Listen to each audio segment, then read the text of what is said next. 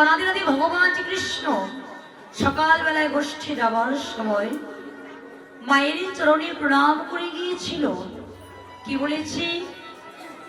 দিনব সানো দেখি গৃহেতে চলিলা, জননীর চরণে আসি প্রণাম আমার প্রণাম করিলা। আদি গৌরী নিজে ভগবান হয়ে জননীর চরণে প্রণাম করেছে। জননী অর্থাৎ কি মা? জননী অর্থাৎ কে? জননী অর্থাৎ মা। তো অনাদিনাদি ভগবান শ্রীকৃষ্ণ সকালবেলায় গোষ্ঠী যাবার সময় মায়ের চরণে প্রণাম করে গিয়েছিল। ঘরে ফিরে এসে আবার তারা মায়ের চরণে প্রণাম করেছে। আবার ঘরে ফিরে এসে মায়ের চরণে প্রণাম করেছে। কেন? জীবকে শিক্ষা দিবার লাগে। এখানে কয়টি আছে ছেলে মেয়ে? এই কলিযুগে ছেলে মেয়ে কয়টি আছে? প্রত্যহ প্রতিদিন মায়ের চরণে প্রণাম করেন, হাত তুলবেন তো। এখানে কয়টি ছেলে আছে প্রতিদিন মায়ের চরণে প্রণাম করেন? হাত তুলবেন। ছবিতে করলে হবে না। মা চলে গেলে অনেক মায়া বেড়ে যায়। মা থাকতে কয়জন প্রতিদিন মায়ের চরণে প্রণাম করেন? হাত তুলবেন। খুব কম। মা না থাকতে হবে না, ছবিতে করে লাভ নেই। ওই যখন মা চলে যায় আমরা বড় করে ভোজ দিয়ে দেই, তাই না? দেই না? অনেক খাবার দেই না?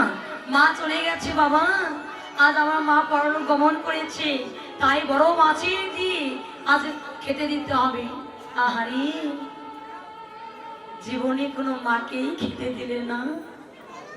মা যখন চলে গেছে তার নাম করে খেতে দিলে প্রশংসা পাওয়া যায়, কিন্তু ভগবানের চরণ পাওয়া যায় না। কেন? এই কলিযুগের ছেলে মেয়েরা মায়ের চরণে প্রণাম করতে চাই না। কলিযুগের ছেলে মেয়েরা মায়ের চরণে প্রণাম করতে গেলে নাকি তাদের লজ্জা করে। তাদের লজ্জা করে মায়ের চরণে প্রণাম করে না। এখনকার ছেলে মেয়েরা কি করে জানেন মা?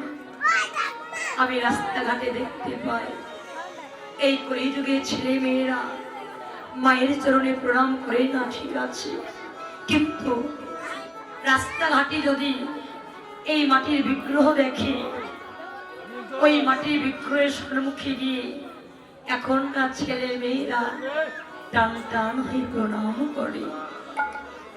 ওই মাটির বিগ্রহের সম্মুখে গিয়ে টান টান হয়ে প্রণাম করে। বাবা, আমার জানা নাই ওই মাটির বিগ্রহকে প্রণাম করলে ওই মাটি বিগ্রহ আশীর্বাদ করে কি না করে আমার জানা নাই। কিন্তু ঘরে যে বৃদ্ধ পিতা মাতা থাকে, বৃদ্ধ যে মা থাকে, তার চরণে প্রণাম নয়, একটু যদি হাত রাখা যায়, ওই মা যদি মূর্খ হয়, কিছু যদি নাও জানে, তথাপি বলবি খোকা তোর মঙ্গল হোক, তুই ভালো থাকিস। কিন্তু আমরা ওই মাকে প্রণাম করতে পারি না, ওই মাকে সহ্য করতে পারি না। ছোট্ট একটি কথা বলি মা, একটি ঘরে শাশুড়ি বৌমা ঝগড়া লেগেছে। শাশুড়ি বৌমা ঝগড়া লেগে ওই ঘরের বউ ছুটে গিয়ে বলছে, গো তোমার মা যদি ঘরে থাকে আমি ঘরে থাকবো না। ওই ছেলে মনে মনে চিন্তা করছি, আমার স্ত্রী যদি চলে যায় আমার দুইটি সন্তানকে মানুষ করবে কি? আচ্ছা বলো, আমার মাকে কি করবো? তুমি চিন্তা করো না, আমাদের তো টাকা পয়সার অভাব নেই, আমরা ভালো একটি বৃদ্ধাশ্রমে রেখে আসবো। তুমি চিন্তা করো না গো, আমাদের চাইতে ভালো ভালো খেতে দেবে। মা দূর থেকে সব কথা শুনছে, বইয়ের কথা মতো ওই ছেলে মায়ের সম্মুখে গিয়ে দাঁড়িয়েছে।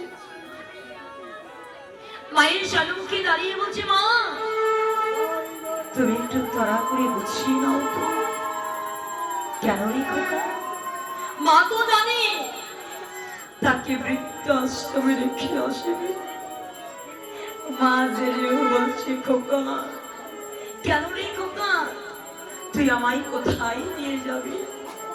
মা তুমি তো বৃদ্ধ হয়ে গেছো, তাই তুমি ঘরে থেকে আর কাজ নেই, তোমায় বৃদ্ধাশ্রমে রেখে আসবো। কি বললি খোকা,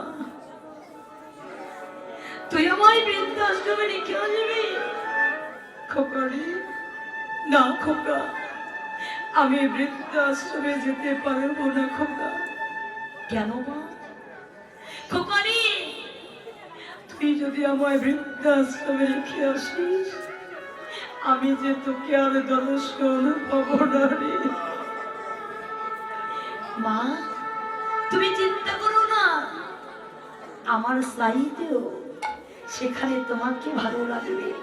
আমি একটু বেশি বেশি করে টাকা দেব, তোমাকে ভালো ভালো খেতে দেবে। ওই মা নয়নে জল ছেড়ে যে বলছে, খোকা হয়তো বা সেখানে আমাকে ভালো ভালো খেতে দেবে, কিন্তু খোকা রে, আমি তো তোকে দেখতে পাবো না খোকা, আমি তো তোকে দর্শনে পাবো না। তুই কি জানিস না খোকা, যেই দিন থেকে তুই আমার গর্ভে এসেছিস, সেই দিন থেকে আমি তোকে যে ভালোবেসে ফেলেছি খোকা। যেই দিন থেকে তুই ধরার মাঝে পড়েছিলি, সেই দিন থেকে আমি যে তোর বদন না দর্শন করে আমি যে কোনোদিন সেবায় বসে নাই খোকা। বল খোকা, আমি তোকে কি করে রেখে থাকবো খোকা? আমি তোর হাত ধরে বলছি, তুই আমায় বৃদ্ধাশ্রমে নিয়ে যাস না খোকা। মা তুমি কি আমার সুখ চাও না? তুমি যদি আমার সুখ চাও, বৃদ্ধাশ্রমে চলে যাও। এই জগতে কোন মা সন্তানের সুখ চাই না। সন্তানেরা পিতা মাতাকে যতই আঘাত করুক না কেন, পিতা মাতা কখনো পারে না সন্তানকে আঘাত করতে। ওই মা বলছে, খোকারি আমি ঘরে থাকলে যদি তোর কষ্ট হয়, তোর যদি অমঙ্গল হয়, আমি তোর ঘরে থাকতে চাই না খোকা। চল খোকা, আমায় বৃদ্ধাশ্রমে খেয়ে আয়। যেই মাত্র মায়ের হাতটি ধরে ওই সন্তান টানতে টানতে নিয়ে যাচ্ছে বৃদ্ধাশ্রমে, যেই মাত্র বৃদ্ধাশ্রমে নিয়ে যাচ্ছে, ওই মা ওই সন্তানের হাতটি বক্ষে জড়িয়ে ধরেছে। জড়িয়ে ধরে বলছি, খোকা তুই তো আজ আমায় চিরতরে বৃদ্ধাশ্রমে রেখে আসবি, কিন্তু খোকারি আমার মন বলছে তোকে না দেখতে পেলে আমি হয়তো বা বেশি দিন বাঁচব না রে। আমি যদি তোকে না দেখতে পাই, আমি হয়তো আর বেশি দিন বাঁচব না, আমি হয়তো বা প্রাণী মারা যাব রে খোকা। তবে আমায় রেখে যাচ্ছিস না খোকা, আমি তোর চরণ ধরে বিনতি করে বলছি খোকা, তুই কিন্তু একটু মাঝে মধ্যে এসে আমায় দেখে যাবি।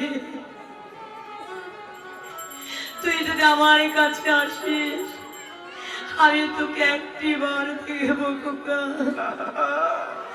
ওই খোকা বলছে, মা আমি তোমায় চিরতরে বৃদ্ধাশ্রমে রেখে যাচ্ছি। কেন তুমি আমার কথা ভাবছো খোকারি? আর একটি কথা বলি খোকা, তুই কিন্তু অনেক রাত্রি করে ঘরে ফিরবি না। বলতো খোকা, তুই যদি অনেক রাত্রি করে ঘরে ফিরিস, তোর জন্য কে বসে থাকবে? আমি তো তোর জন্য বসে থাকতাম, তোকে আমি খেতে দিতাম, কে তোকে খেতে দেবে বল? ওই খোকা বলছে, মা এমন করে বলছে কেন? যে মাত্র মাকে রেখে ওই সন্তান চলে আসছে, ওই মা বলছে, খোকারে শুনে যা খোকা, তুই কিন্তু কোথাও দেরি করবি না, সকাল সকাল ঘরে ফিরে যা খোকা। কেন বলছি জানিস? আকাশে প্রচন্ড পরিমাণ মেঘ করেছে, কখনই যেন বৃষ্টি নামবে। একবারে যদি বৃষ্টি নেমে যায়, তুই যে ভিজে যাবি খোকা, তুই সকাল সকাল ঘরে যা। ওই ছেলে ছুটে এসে মায়ের চরণে আচারকে পড়ে বলছে, মা আমি তোমায় বৃদ্ধাশ্রমে রেখে যাচ্ছি, তুমি আমায় খুব আশীর্বাদ করে দিবি, তুমি আমার জন্য ভাবছো মা। এই জগতে তো আমি অনেক ভালোবাসার মানুষ দেখেছি, কিন্তু মা গো, ও গো মা গো, এই জগতে তোমার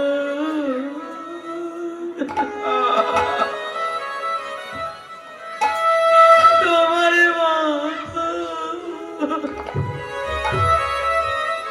সত্যই বাবা, এই জগতে যদি ভালোবাসার মানুষ কেউ থাকে, একমাত্র আমার মা আছে। এই জগতে মায়ের মতো আর কেউ নাই। যে মা নিজে না খেয়ে কতদিন সন্তানকে খাওয়ায়, যে মা সন্তানের বদন দর্শন করলে বলতে পারে সন্তানের কি হয়েছে,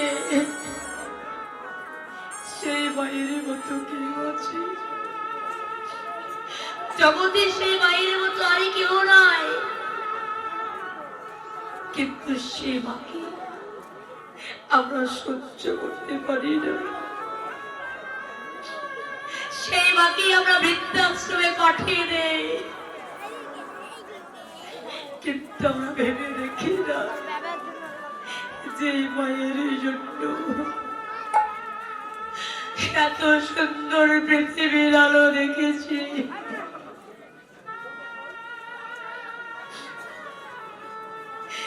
যে মায়ের জন্য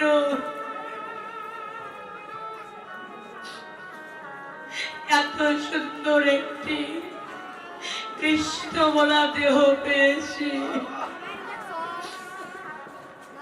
সেই মায়ের করে মৃত্যু হয়ে যায়, সে মাকে আমরা মনে রাখতে পারি না। যতদিন নিজে হাতে খেতে পারতাম না, যতদিন নিজে পায়ে হাঁটতে পারতাম না, ততদিন মাকে মনে রেখেছি। যেই দিন নিজে হাতে খেতে পারি, নিজে পায়ে হাঁটতে পারি, সেই দিন থেকে মাকে আর চিনতে পারি না। এই জগতে অনেক জায়গায় দেখা যায়, দেখবেন বাবা, একটি কলসের জল দিয়ে 5টি গ্লাস পরিপূর্ণ হয়, 5টি গ্লাসে জল দিয়ে একটি কলস পরিপূর্ণ হয় না। একটি মা পারে 5টি সন্তানকে মানুষ করতে, কিন্তু 5টি সন্তান পারে না একটি মাকে খেতে দিতে। কোনো মায়ের যদি 5টি সন্তান থাকে, ওই মায়ের দশাটা ফুটবলের মতো হয়ে যায়। ফুটবল যখন ছেলে মেয়েরা খেলে, একজনের পায়ের কাছ থেকে আরেকজনের পায়ের কাছে দেয়, আর একজনের পায়ের কাছ থেকে আর একজনের পায়ের কাছে দেয়, অবশেষে গোলকির হাতে চলে যায়। যে মায়ের 5টি সন্তান থাকে, একটি ছেলের কাছ থেকে আর একটি ছেলের পায়ের কাছে দেয়, আর একটি ছেলে আর একটি ছেলের কাছে দেয়, এক মাস করে ভাগ করে দেয়। মাস শেষ হওয়ার আগে 2 দিন আগে থেকে মাকে সংকেত দিয়ে দেয়। ছোট ছেলে বলে, মা মনে রেখো আর মাত্র 2 দিন পরে কিন্তু দাদার ঘরে চলে যাবে, আমার পালা শেষ। তার নাকি পালা শেষ, কিন্তু মা তো কোনোদিন ভাব করেছিল না। 5টি সন্তানকে দিতে দিতে যদি একটুখানি নিজের জন্য রাখত, কোন সন্তান যদি একবার মুখ ফুটে বলতো মার একটু হবে, নিজে রাখাটুকুনো সন্তানকে খাইয়ে দেয়। কতদিন খাইয়ে দিয়ে কতদিন জল খেয়ে মা থেকে যায়। কিন্তু আমরা যখন বড় হয়ে যাই, সে মাকেই খেতে দিতে পারি না। মায়ের দশাটা এমন হয়, আগেও খেতে পারি না, পরেও খেতে পারি না। মা আগেও কাঁদে, পরেও কাঁদে। মা আগে কাঁদে কেন বাবা জানে? ছেলে খায় না বলে মা কাঁদে, আর শেষের বেলায় ছেলে ভাত দেয় না বলে মা কাঁদে। মায়ের দশাটা এমনই হয়ে যায়। তাই তো দাদা ভাই, আমার ছোট ছোট দাদা ভাইদের চরণ ধরে মিনতি করে বলবো, আমার ছোট ছোট দিদি ভাইদের চরণ ধরে মিনতি করে বলবো, পিতা মাতার চরণ সেবা করবে।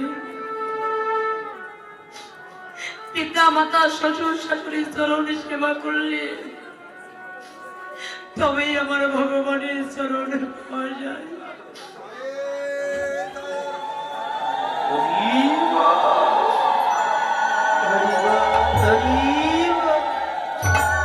পিতা মাতার চরণে সেবা করলে তবেই আমার ভগবানের চরণ পাওয়া যায়। কেন? শাস্ত্রে বলেছে, তোমরা যতই যাও না মন্দির মসজিদ, তোমরা যতই করো গঙ্গা স্নান, পিতা মাতা কি না ভালোবাসিবে, হয় ওরা খুশি আমার।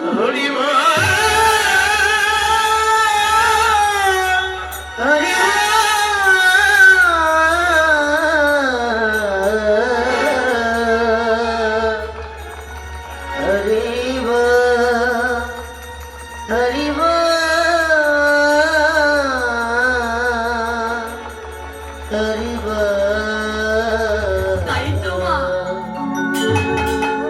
শাশুড়িকে কখনো শাশুড়ি ভাববেন না, শাশুড়িকে সবসময় মা ভাবতে হবে। আর শাশুড়িও বৌমাকে কখনো বৌমা ভাবা যাবে না। বৌমাকে সবসময় মেয়ে ভাবতে হবে। কেন? মেয়েরা যদি অপরাধ করে তাতে ক্ষমা পায়, বৌমারা কেন পাবে না? এই জগতে যে বৌমাকে মেয়ে ভাবতে পারবে না, সে কখনো ওই ঘরে শান্তিও পাবে না। কেন? একটি মেয়ে বহু বড় আশ্রয় নিয়ে আসে। ছোটবেলা যত ভালোবাসার মানুষগুলি থাকে, যাদের হাত ধরে হাঁটতে শিখেছে, তাদেরকেও পরিত্যাগ করে একজনের হাত ধরে চলে আসে। কিন্তু মা সেই বৌমাকে যদি মেয়ে না ভাবতে পারে, কখনোই ঘরে শান্তি থাকবে না। তাই করজোরে মিনতি করে বলবো, আমার যারা বৌমা আছে, দিদি ভাইয়েরা আছে, তারা শাশুড়িকে মা ভাববে, তবে ওই ঘরে কোনোদিন মায়ের জ্বালা হবে না, কষ্ট হবে না। আর যারা শাশুড়ি আছে, তারা বৌমাকে মেয়ে ভাববে, সেই ঘরে কখনো শান্তি থাকবে না। তাই তো আমার গৌহরী নিজে ভগবান হই জিতকে শিক্ষা দেবার লাগি মায়ের চরণে প্রণাম করেছি।